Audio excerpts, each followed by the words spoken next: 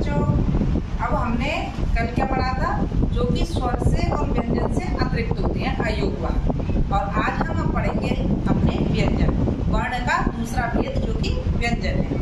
देखते हैं व्यंजन। सबसे पहले देखेंगे हम व्यंजन किसे कहते हैं। जिन वर्णों के उच्चारण में स्वरों की सहायता ली जाती है उन्हें व्यंजन कहते हैं। वर्णमाला में कुल व्यंजन 37 होते हैं और इनके अतिरिक्त 2 व्यंजन और होते हैं। अब आप कहेंगे कि स्वरों की सहायता कैसे ली जाएगी। जैसे वर्ण जो हमारे स्वर थे वो तो स्वतंत्र थे, उन्हें हम स्वतंत्र रूप से बोल सकते हैं,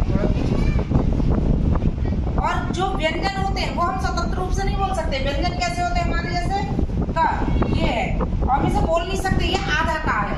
ये पूरा कब बनेगा, जब हम इसमें स्वर जोड़ देंगे अ बराबर क। अब हम इसे अब बोल पाएंगे क। इसे अकेले को अलग को व्यंजन को हम नहीं बोल सकते बिना स्वर की सहायता के। तो और ये कितने होते हैं हमारे, ये 37 होते हैं और इसमें 2 अतिरिक्त व्यंजन और होते हैं। इस प्रकार हमारे ये 39 होंगे। उसमें हमारे 11 हो गए स्वर, 2 हो गए अयोगवाह और 39 हो गए व्यंजन। तो इस प्रकार 52 होते हैं हमारे पूरे वर्णमाला में 52।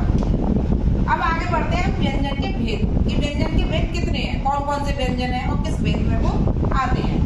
तो हमारे उच्चारण के आधार पर सबसे पहले हम व्यंजन के भेद करेंगे उच्चारण के आधार पर।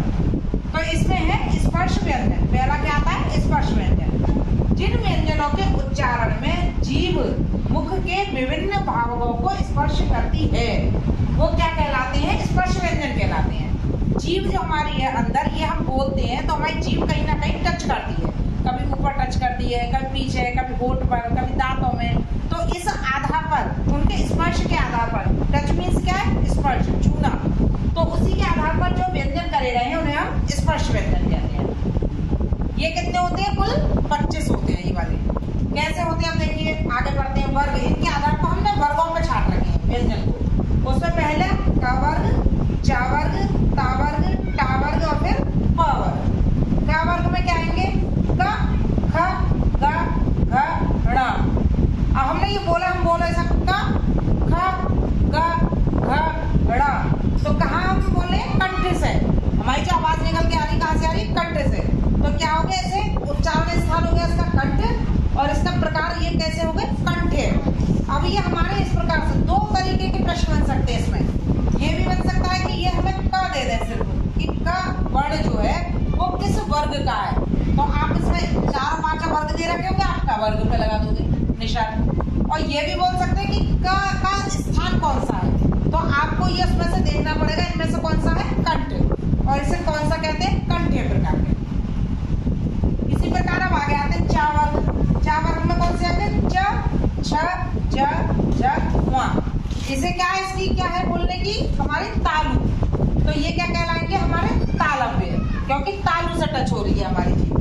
फिर है ता वर्ग, टा, ठा, डा, ढा, णा। इसका क्या, मूर्धा। मूर्धा मतलब हमारे मुख की छत, ये जो ऊपर की होती है अंदर, तो उससे हमारी जीभ कहाँ टच होगी, मूर्धा से। तो ये क्या कहलाते हैं, ये मूर्धन में कहलाते हैं। आप बोलकर देखो, जीभ हमारी ऊपर टच होगी, टा, ठा, डा, ढा, ड़ा।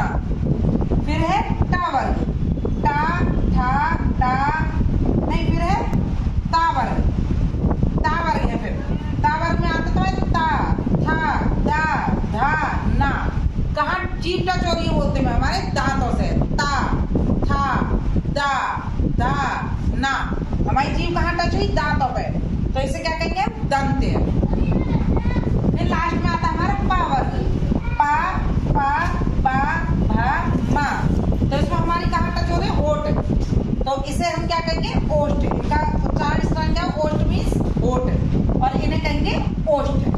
तो इस पर उच्चारण के आधार पर हमारा पहला